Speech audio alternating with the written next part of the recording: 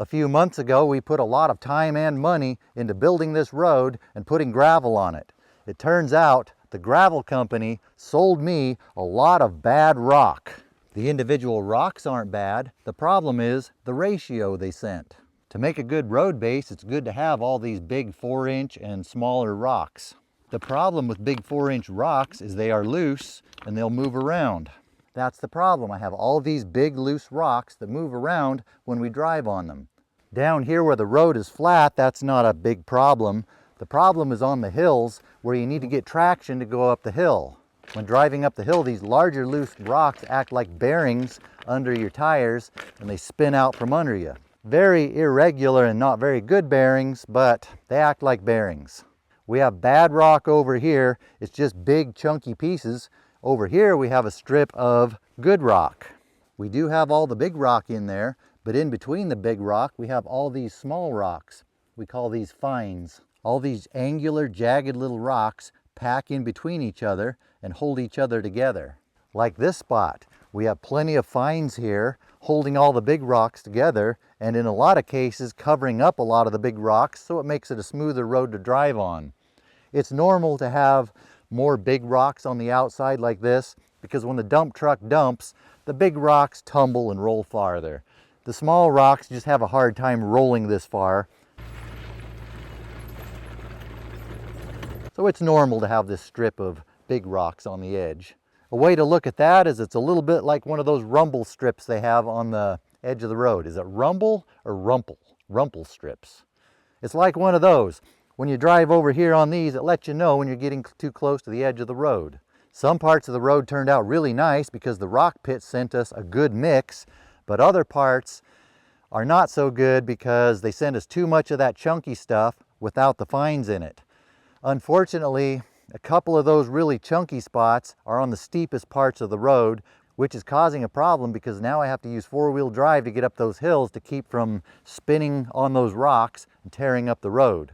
Some of those big loose rocks can also be hard on tires when they don't have the fines to hold together and cover up these big jagged edges.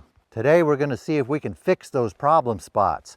I was going to get some video footage that for various reasons didn't happen.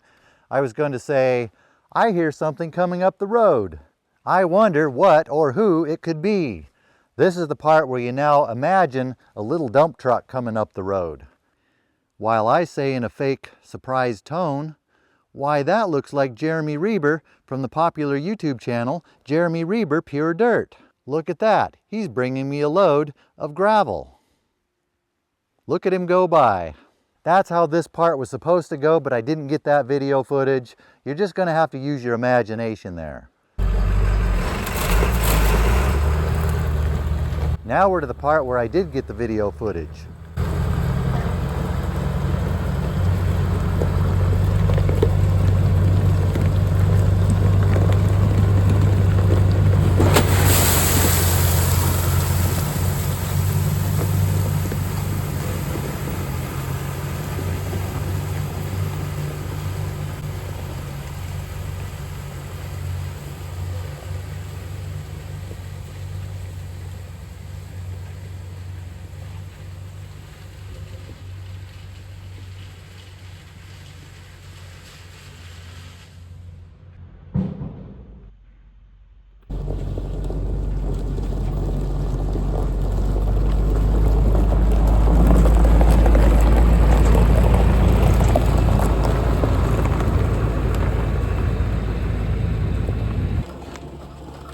Earlier that morning, Ken the dump truck driver brought this load of rock to this secure, undisclosed, but easy for him to get to location.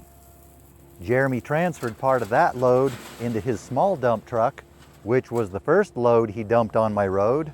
Then I got to go for a dump truck ride to go get the second load. We were concerned about running a full-size, heavy loaded dump truck on the new road, because when we built the road, it was almost too muddy at the time to even be building a road.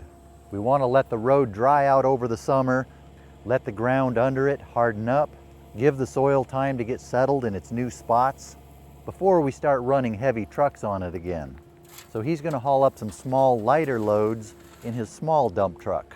We just want to spread a thin layer of this on top This little dump truck is really good at spreading rock. Today he's loading with his new excavator, the 80, which is bigger than the 40 he used to build my road. On most jobs he still uses the 40, but the 80 is good to have for doing the larger jobs and to load this truck faster.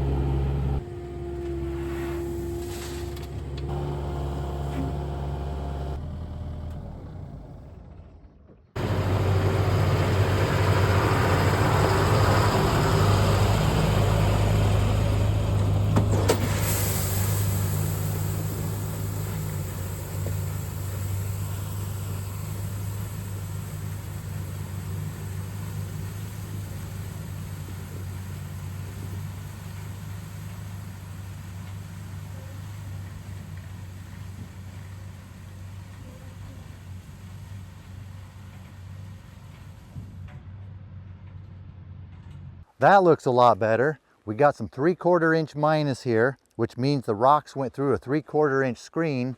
Everything here is 3/4 of an inch or less. And less. That's the important part.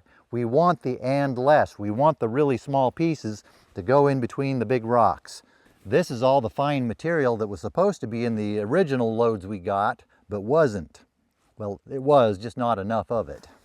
Here it is going in between the big rocks. All these little pieces are going to interlock and hold these big rocks together and cover up a lot of the jagged edges and the rough ride. When dumping rock out of a dump truck, more rock ends up in the middle, but the tires drive on the outside. That's the more important part. We're going to rake a little bit of this out, bring some of those fines into this rock on the edges.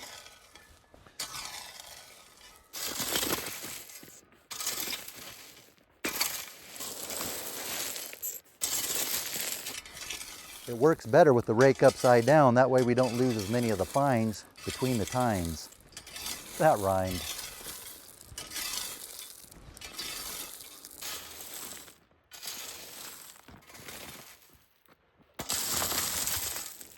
You may have noticed this rake handle I'm using. This is an invention of mine. If this catches on, this may revolutionize rakes.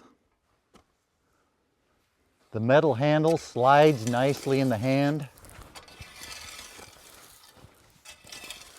The extra weight actually gives you some good balance against the work you're doing. It's less tiring that way. The extra length is really nice for reaching out there. I don't think it's going to be long before everybody is going to be using one of these. Ah, come on, that's the biggest load of I've ever heard. Cut it out, Wilson. Just tell them the truth. Okay, I broke my rake handle. I found a piece of galvanized pipe. I jammed the rake into the end. It's cold to hold on to, that's why I have these gloves. It's a little bit heavy. It transfers vibration. It's not that great of a handle, but it's what I have until I get a new rake. So that's what I'm using.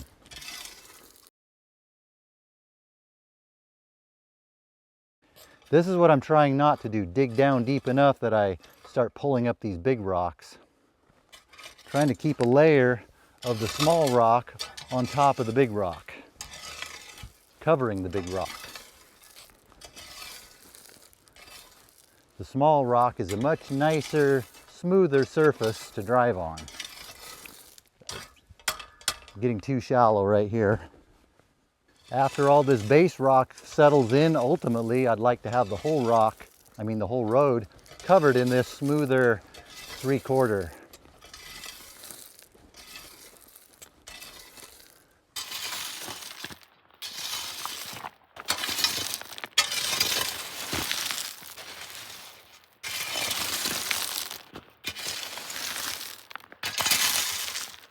The area where he dumped is wide enough to drive on. This just gives us a wider, nice surface to drive on. Now I'm getting to a place where I don't need to do this because the original rock was good. This is where the bad rock ended, where a good load of rock started. See the difference between that and this? This has all the fines in it that it was supposed to have. This is really good rock, but as we come up here, we start getting into some more chunky rock. But even this is okay because it still has some fines in between it that are holding these rocks mostly together. A few loose ones, but most of these, well, some of them are a little loose. We'll take it from being okay to making it be really good.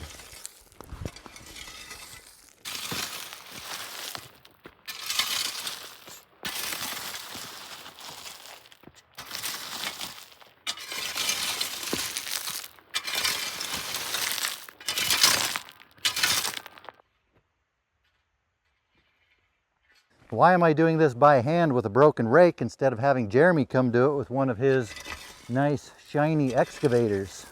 Since we're just putting a shallow layer on top, it would be hard to do this with the excavator without it reaching down into the big rocks, turning them over and digging them up. With this by hand, I have the finesse to be able to feel when I'm getting down into the big rocks. Jeremy is really good on the excavator, but I think even he has his limitations.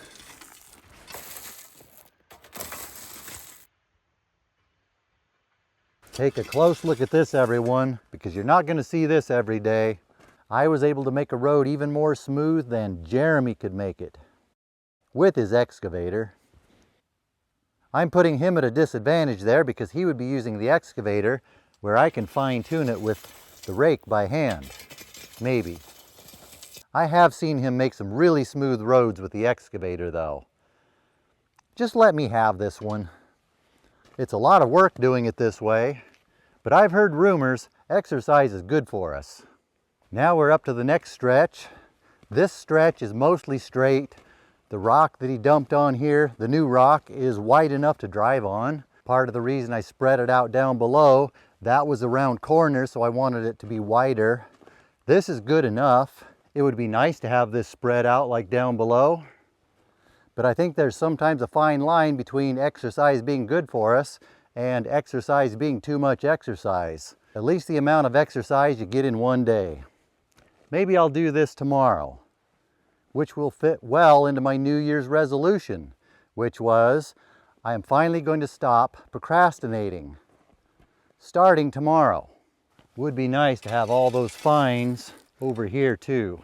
It's good enough the way it is. Sometimes good enough is good enough, but sometimes just good enough isn't quite good enough. We'll see how ambitious I am tomorrow. On gravel roads, with use over time, a lot of times the loose, finer material tends to work itself toward the side of the roads. As cars go by, it kicks it around, it ends up along the sides. Maybe it will migrate itself over time. Some people have been wondering how well the road has been faring through winter storms, the drainage ditches, the culvert, and if the beaver dam analogs are doing their job. We just haven't had that much rain this winter. We typically get most of our winter during, not winter during the rain, we get our rain during the winter. Actually, maybe it does work both ways. But this year, we've had a lot of sunny, kind of warmish weather. We did have one storm that dropped a good amount of rain, got things flowing around. Up here we have a little bit of a problem developing. This diversion to take the water out of the ditch above, take it out into that gully instead of overwhelming this ditch, is starting to fill up with sediment. This is not very high. Something stepped here, made a hole. This is all we have, keeping water from running over. We'll fix that up real quick.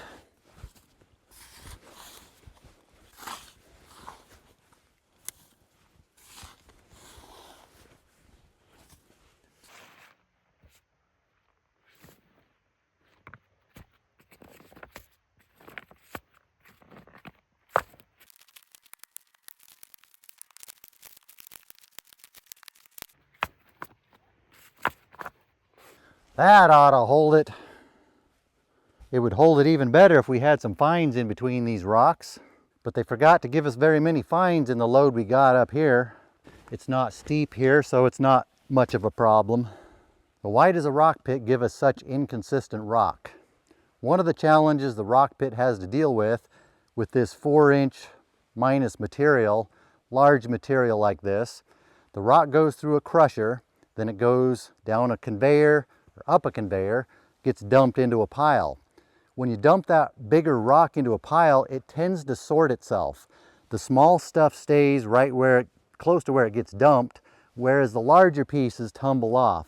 A lot of times you end up with the larger pieces at the edge of the pile. Then when it's time to load that rock up into a truck to haul it somewhere like here, the loader operator goes in, scoops up out of the pile, loads it up into the truck.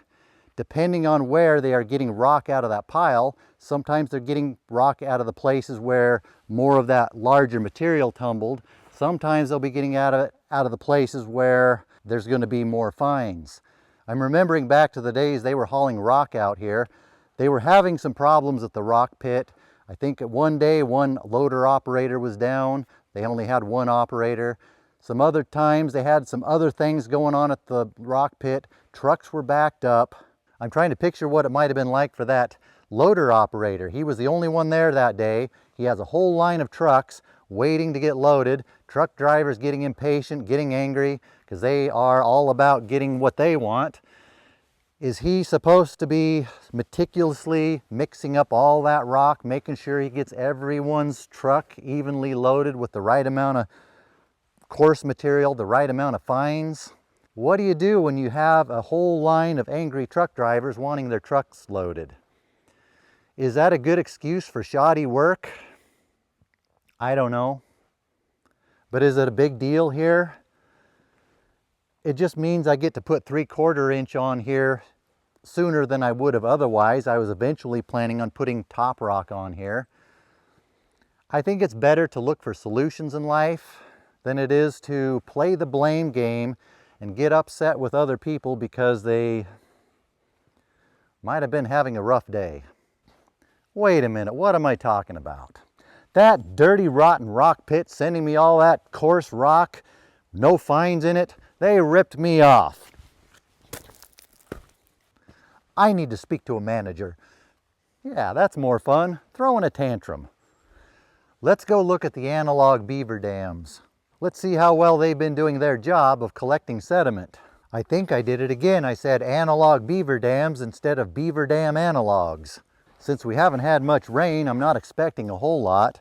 If you didn't see the videos about the analog beaver dams, in a lot of the gullies that the water is running off the new ditches into, I piled slash in them to collect the sediment that would be eroding out of those new ditches so that soil doesn't wash away and it doesn't end up down in the fish-bearing streams. Wait, did I just say analog beaver dam again? I need to get that right. I almost said it again. Beaver dam analog. That's what that is. It's a beaver dam analog.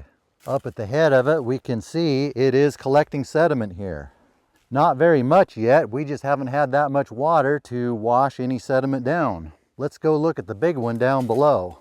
On our way down there, let's see how the culvert is holding up.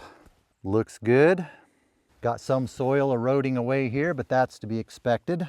At the outlet, that junk down there is collecting the sediment. Most of it's washed under there where we can't see it. Somebody didn't fix the opening of that culvert like they were going to. They never got around to bending that bottom back into shape. Maybe I'll quit procrastinating and fix that. Maybe tomorrow. Here is something I found a bit of that came in this rock. I'm pretty sure this is blasting wire. I think this is what they use to detonate the kabooms that make the rock go kaboom. I'm not going to use the E word because sometimes YouTube gets funny about things. They might get triggered over that. It has a couple metal conductors. I've found a bit of that in this rock. I think that's what this is. Just interesting. This next beaver dam analog, this is the big one. It's catching a little bit of sediment. We need real winter to start before we can actually put this to the test.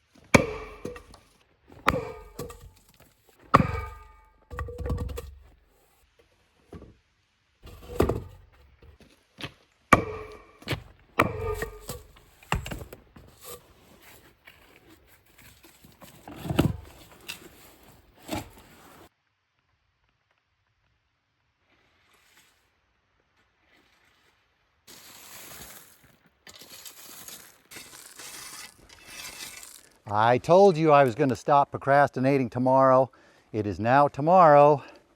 By the time this video comes out, Jeremy will probably already have his video of his version of this job posted on his channel. I'll put a link to his channel in the description. You should go check out his video, hear his side of the story. Now that you've heard mine, cross-examine us, make sure we have our stories straight. Make sure we're not trying to pull a fast one on you. I'll put the playlist to this road project up here in case you didn't see that. These two loads covered the two hills that were the problem spots. I think we're good now.